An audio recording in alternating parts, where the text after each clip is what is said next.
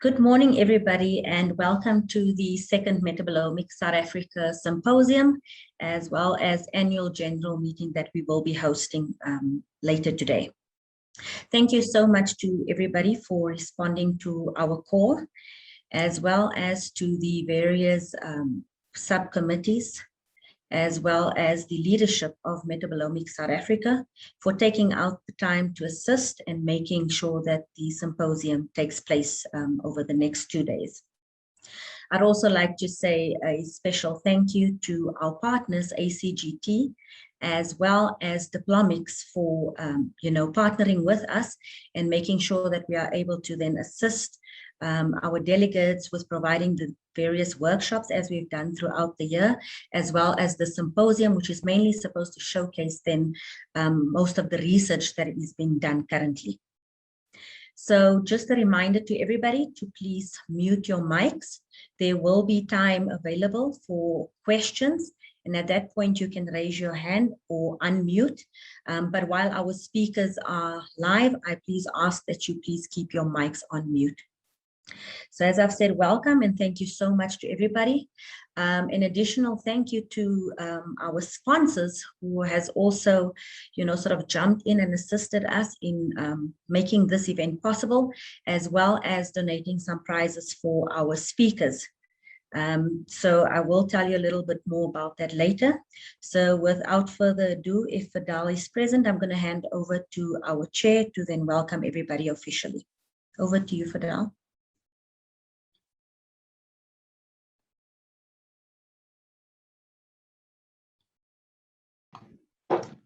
Can you see my screen?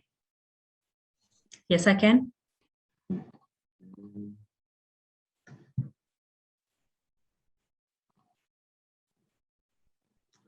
Good morning again to everyone, and thank you, Aurelia, for sharing this session.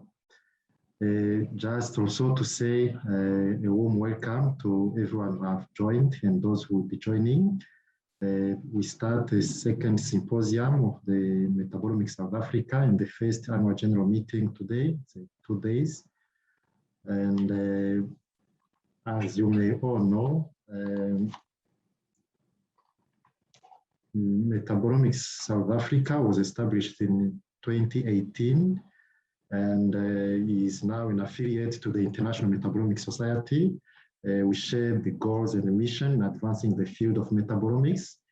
And the mission statement is to promote the growth of the field in Africa, in South Africa, and promote, facilitate the relationship and the collaboration among the scientists in the field, facilitate connections between academia, government, industry, and foster the networking, training, collaborations, and career opportunities. So the symposium, the second symposium, serves as a platform to promote the collaborations among different institutions, different research groups. As you will see and you saw the programs, there will be different presentations from different groups, showcasing different, highlighting the different research activities. In that way, we hope that as we interact, even though it's online, we can really enhance, promote this collaboration. This afternoon, we have the AGM. The COD will provide feedback on the activities of Metabolomics South Africa since 2018 and have a discussion on future plans and activities. I would like really to express the gratitude. Thank you to the COD and subcommittees, and training and conference subcommittees led by Aurelia. And a special thanks to Aurelia, who has really done a lot in preparing for the preparation of the symposium, the AGM. Also, thank you to Communication Subcommittee, especially Anza and Keke, who have assisted a lot. And also again, ACGT and Molati. And a thank you to our sponsors, as already I mentioned, who really came abroad to assist and make these events happen. Thank you, and a warm welcome to all of you, and let's hope we enjoy the program that is ahead. I will pass on to Aurelia to share the session. Thank you.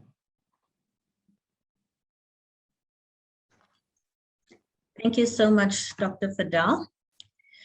So we have a few minutes. I'm just going to go through, the plan of action for today. So we have various speakers listed, various abstracts were submitted, and of course you went through a selection criteria. Various speakers were then notified. So we have various speakers listed now, and what will happen is that we've basically assigned 15 minutes for the various talks, and we've allowed room for questions, then five minutes for questions. So you'll see that each speaker then has a total of 20 minutes. We will also have a guest speaker later this afternoon. That is Dr. Barbara. We also have Dr. Marie van Wyk, because there's been a request to sort of engage more in some of the analysis of metabolomics data. Then tomorrow we will also have, one of the requests was that there be more on molecular networking. And tomorrow we also have quite a bit more of our guest speakers covering then on more of the human metabolomics aspects, because there was a demand for that in the surveys as well, and in the feedbacks that we got back from our workshops. So everybody would have received a program. So you would have a link that takes you obviously to today's meeting. There is a separate link again in the same abstract booklet for tomorrow as well. So that is on page 2 of the program booklet. You will also notice in the booklet the various committee of directors as well as the subcommittees that actually contribute then to the makeup and structure of Metabolomics South Africa.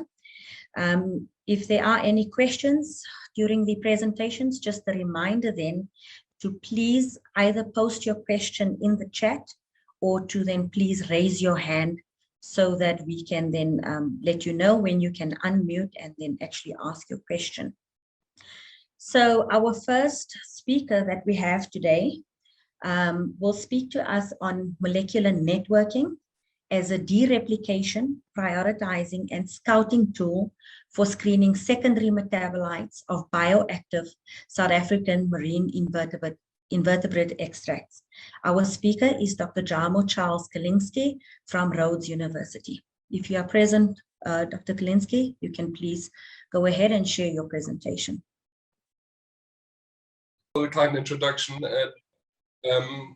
Many thanks also to the organizers of the symposium, and I'm very grateful also to get the opportunity to present here, as I think I haven't been able to present any work to any of the attendants apart from Rhodes. Okay, so I'm a postdoctoral fellow in Professor Dorrington's group at Rhodes University. We focus on marine natural products research, with one part of our group working on the marine natural products chemistry, and the other part of the group working on the genetics of the marine invertebrates and associated microbial communities that often reside within those. All right, I will just go ahead. So what I'm going to be talking about today, or mainly talking about, is 2 marine invertebrate collections. Shown here a map of Southern Africa. You see these black arrows. That's Michael Davies Coleman extract library that's been stored at Rhodes for many years. So that's one part we're working with. And then we're also going to be discussing a new collection, the ACEP 2021 collection, which was collected at Port Elizabeth in East London. All right.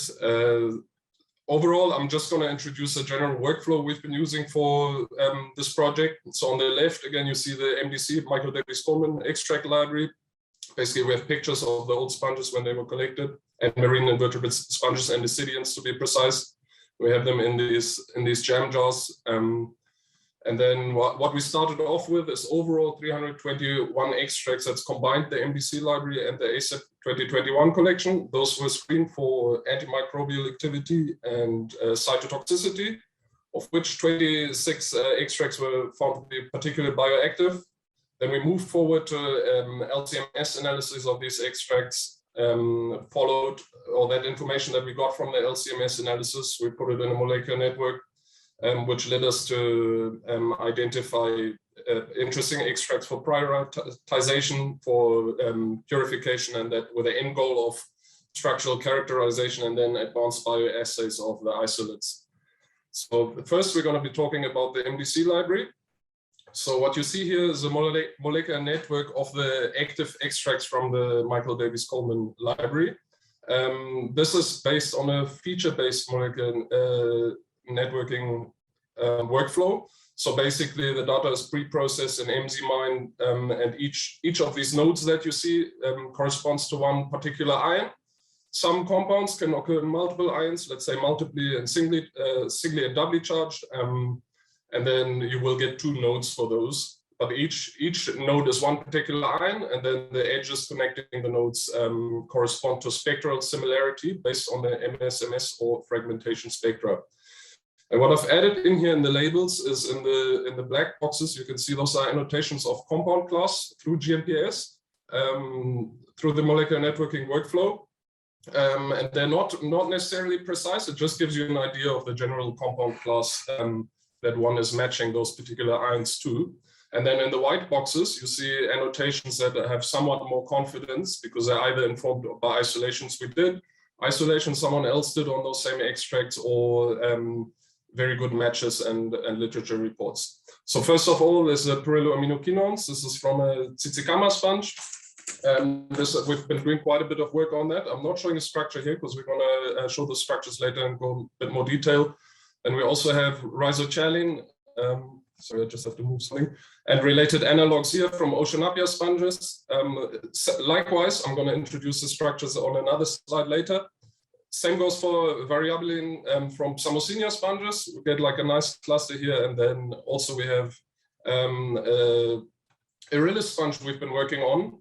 And we got to the semi-pure isolate that shows us we're working with a similar structure to this Irillis site here, but not identical. And also our masses don't exactly match that. And here, as I mentioned before, in the feature-based molecular networking workflow, you can get multiple nodes for the same compound, basically. And that's the case here. If you see these on the right, these are actually the doubly charged versions of these ions on the left here, which are the singly charged. So they are connected. They both fragment differently, whether it's singly or doubly charged. So they give distinct clusters, but they correspond to the same compound when one looks at the actual chromatogram and sees the overlap between the co-occurring ions. All right, and then lastly, there's also the one interesting cluster here that we've annotated, the topsentin bisindol alkaloids from the Topsentia sponge. And this sponge has actually been worked on before, and these compounds, among two other compounds, so 4 overall, have been isolated from this exact extract. We were able to annotate those compounds in said extract in addition to additional derivatives that seem to be present at lower levels.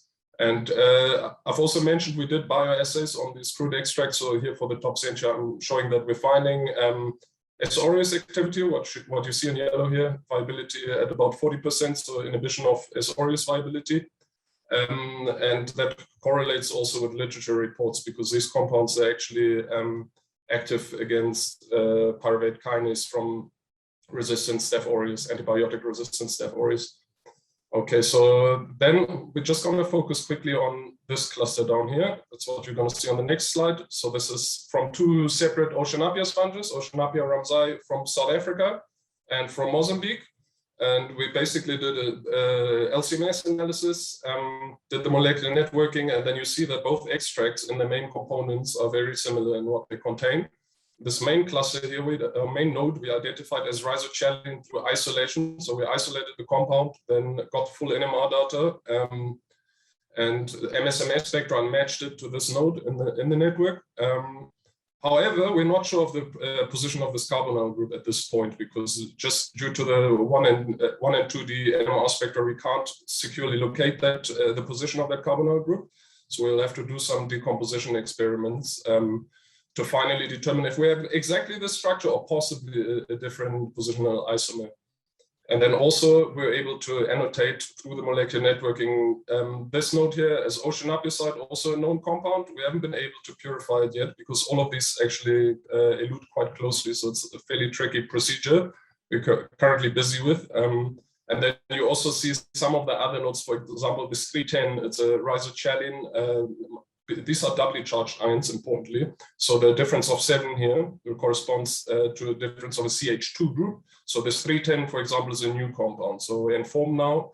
We know we have the rhizochalin, the ocean apicite, likely, and a new compound. And we already, just working with one of the sponges, we've already dereplicated what is also to be expected to be present in the other sponge.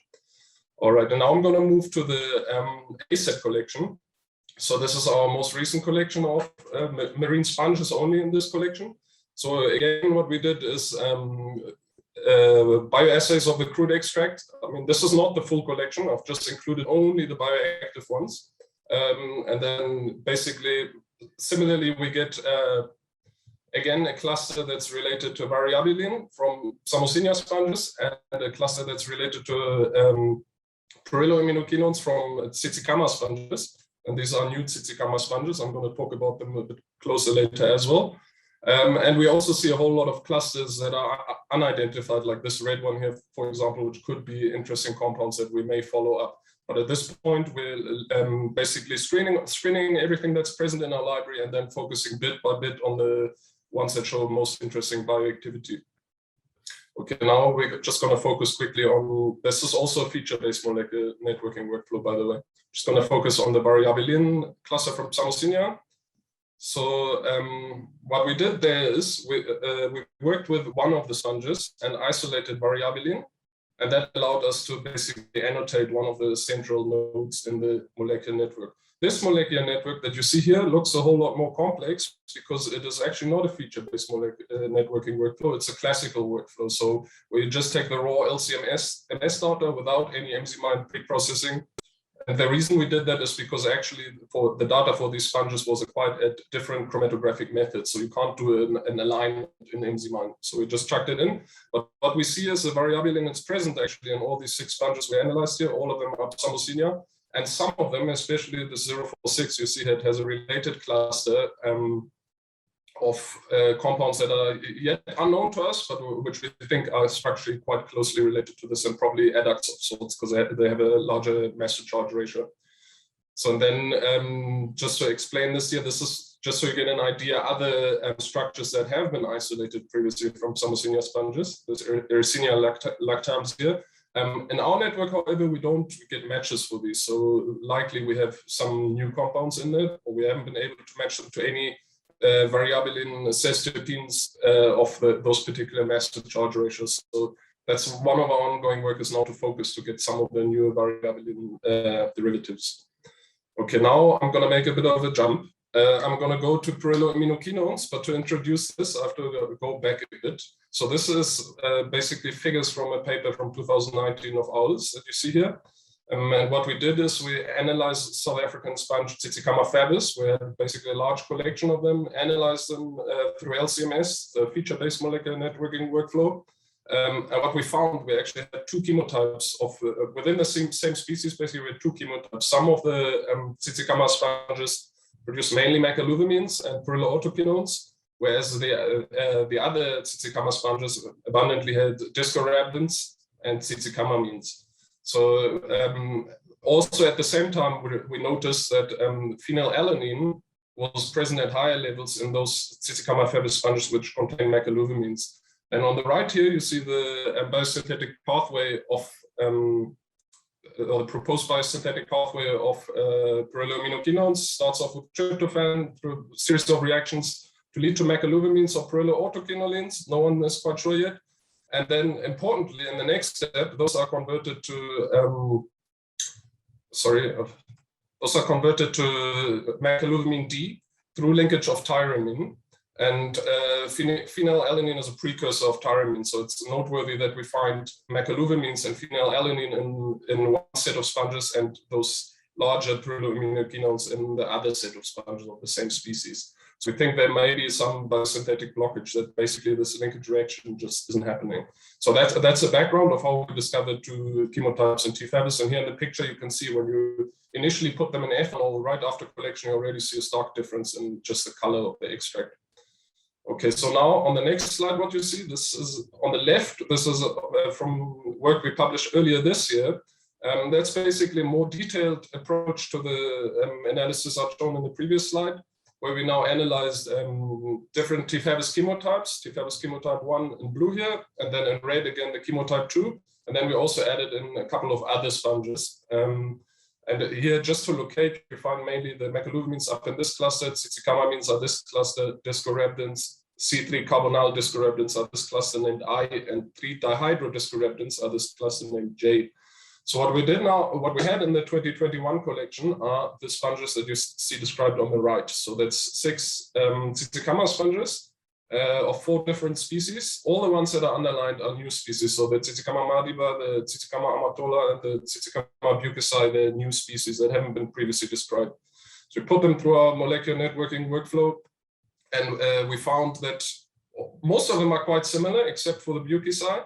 And importantly, only this T. favis contains cicicamamines, which is this cluster. So if we relate it to the left, the Cicicama favis gives us the same result in the new collection as we expect from previous analyses, which is presence mainly in this cluster and this cluster here, and some macrofauna. And then the new sponges, the Cicicama madiba and the Cicicama amatola, are similar. However, they don't seem to contain any cicicamamines. So this would be, if you relate it to the left, similar to these dark green here, and that's Cicicama michaeli, yet another species. And then Cicicama bucci, the third new species, are kept it in the same color. It contains, this cluster relates directly to this cluster on the left here, so 3-dihydrodiscorabdins. So basically we're enabled with the molecular networking to now in our new collections already locate from the new Cicicama species what type of pyrroloimmunoquinone chemistry is present in those. All right, so now just a quick summary. So we assembled a new library of active marine natural products extracts through screening of the bioactivity, and then attached to that we have the mass spectrometry data, which is analyzed in terms of molecular networks. Then of those we have 40 bioactive crude extracts. Several of them are with unknown, possibly novel marine natural products chemistry. So these are basically the ones that I've not spoken about in the previous larger networks that I've shown. Because we don't know what they are. The networking only told us they are present. There's a cluster, there are no library matches or so. So that's why I say possibly novel. Those we will focus on working now. And then overall, we achieved successful dereplication of the major marine natural products from 14 bioactive extracts, and that is the topsentin class bisindole alkaloids from the topsentia, the bifunctional sphingolipid glycosides, aka rhizochelin from Oceanapia, variabilin cestiochins from Samosinia, and the pyrroloimmunoquinones from the Cicicama species, specifically the 3 new Cicicama species.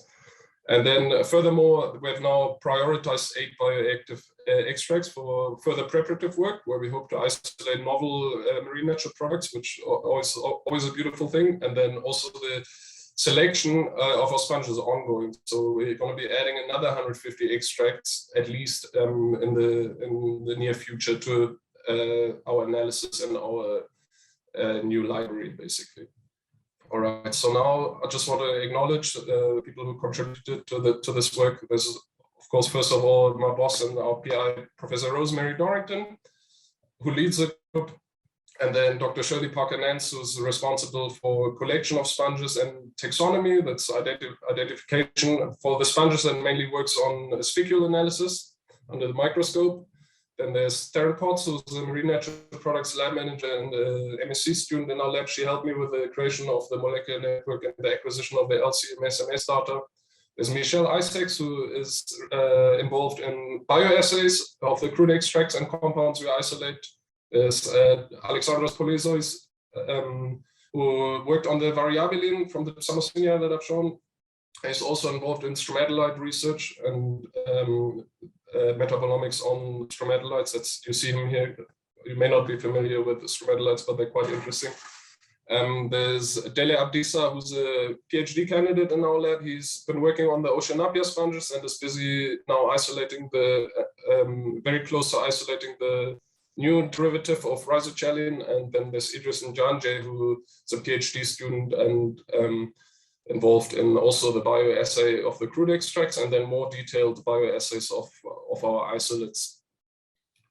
All right, and then lastly, I just want to mention, this is basically the instrument that the data has been generated on from the Rhodes University Mass Spectrometry facility.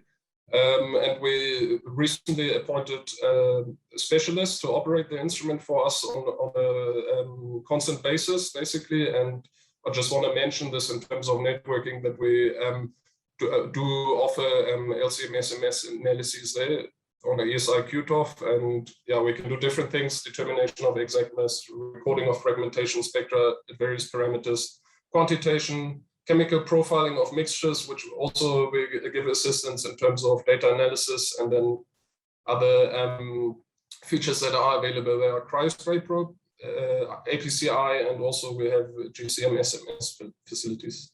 That's everything from me. Thank you. I hope I stayed on time.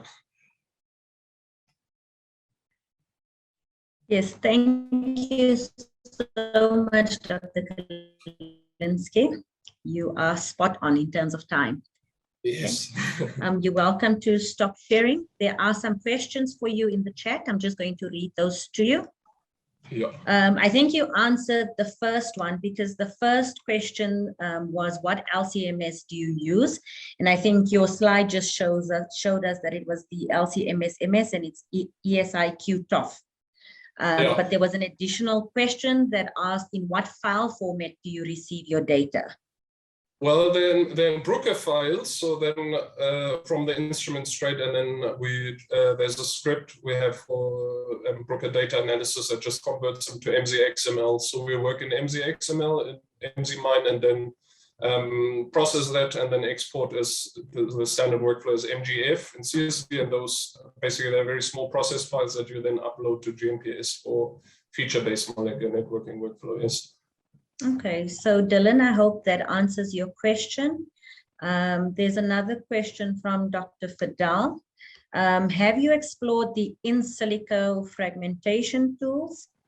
For example, MS2 LDA, NAP, which might help for confidence in structural elucidation? Yeah, that's a very nice question. Actually, if you see those pyrroluminoquinone networks that I've shown, they were part of my PhD research. So at that point, when I did those analyses, I did explore the tools. They didn't help me at that point in my annotations, but also there wasn't anything in the database about those compounds. So I sort of developed, or not really developed, I rationalized the fragmentation pathways and everything that I've seen in regard to the mass to charge ratios that were observed and bromination patterns and things like that to aid dereplication there. At that point, I didn't find those tools all too helpful, but that was also a while ago already. And I know at GNPS, they constantly improve on their tools. So that's really something we're looking into now with the new molecular networking data. Now we're at the point where we just put it all together to get the large molecular network. And now when we focus on distinct extracts, that's what I want to do, because also the method that I've used for acquisition of the data was a compromise method, because there's different polarity extracts and I wanted to cover them all. So now when we focus on specific extracts, we're going to use the tail-end method. That's just for that extract, and basically rerun the samples and then employ the new tools. Also, ion identity molecular networking is something we want to use there, which helps now. I spoke about the fact before that you have singly and doubly charged ions sometimes, that they give different nodes, so you can relate them to one another based on the chromatographic characteristics using ion identity molecular networking, for instance. Okay, thank you for that comprehensive answer. We have another question for you, and this is from Hassan. Do we know the possible activities of these screened bioactive compounds? For what application will they be suitable? My group is interested in bioactive compounds suitable for inhibition of methanogens. Overall, basically, I mean, it's our screening process initially involves just screening of the crude extracts against HeLa, S. aureus, and E. coli. And then with the isolate, some of the data we still need to confirm, and some of it is like we're a bit busy preparing it for publication. So I'm not sure how much detail I can divulge there. But basically, we're mainly looking at topoisomerase inhibition, for example. And then we want to have a closer look at DNA gyrase and basically DNA modifying or processing enzymes at this point. Okay. There's also, if you refer to our chat, Dr. Kalinski, Dr. Fidel has also just posted an article that you can look at in terms of, I think, the in silico question that he had earlier. So he also just posted a publication there. But thank you so much for an informative talk. Thank you so much for your time. And I think that's a lot of information that you get from, you know, these marine invertebrates. So